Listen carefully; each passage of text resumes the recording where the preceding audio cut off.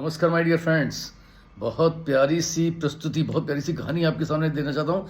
एक बार की बात थी कि एक राजा जो था वो मूर्तियों से बहुत प्यार करता था और अच्छी अच्छी सी मूर्तियाँ जो उसको पसंद आ रही थी लेकर आता था और बड़े संभाल करके एक संग्रहालय में रखता था।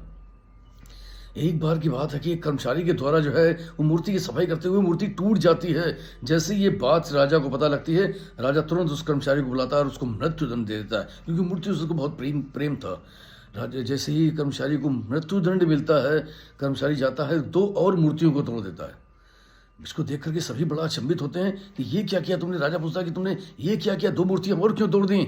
उसने कहा, राजन मैं तो मृत्युदंड को प्राप्त हो ही चुका हूं, लेकिन ये 2 मूर्तियां भी मिट्टी की थीं और आज नहीं तो कल टूट ही जाती। कोई अमरता का आशीर्वाद लेकर के नहीं आई थी, तो कल कहीं मेरे जैसा कोई दूसरा कर्मचारी आता, उसके हाथ से अगर ये मूर्तियां टूट जाती तो उसको मृत्युदंड मिलता है। इसलिए आज मैंने इनको तोड़ करके उन 2 लोगों को मृत्युदंड से बचा लिया है।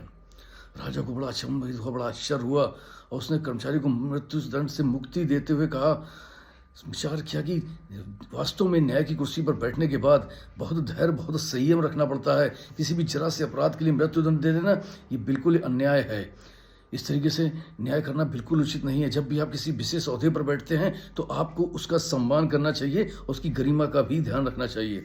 राजा ने कहा कि तुम मृत्यु के इतने करीब थे, उसके बाद भी तुमने कंचित भी विचार नहीं किया, निडर थे क्या तुम डरे नहीं। उनका डरता कैसे। एक बार की बात थी कि मैं आपके यहाँ काम करने के पूर्व एक सेठ के यहाँ काम करता था। सेठ जब भी अच्छा काम होता था तो कोई बात नहीं, लेकिन जब बुरा काम होता तो ईश्वर को गालियाँ देना शुरू करता था। एक बार वो ककड़ी खा रहा था, ककड़ी बहुत कड़ू थी। वो कड़ू ककड़ी उसने मुझे पकड़ा दी। मैंने बड़े चाव से, बड़े स्वादिष्ट मन से खाई।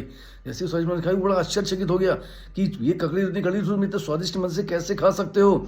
उसने कहा, अरे आप मेरे मालिक हैं, रोज मुझे स्वादिष्ट भोजन देते हैं, अच्छा भोजन देते हैं, एक दिन कड़वा दे भी दिया तो क्या हुआ। बस यही स्थितियां हैं। ईश्वर हमें रोज पालता है, रोज नित्य नए खुशियां प्रदान करता है।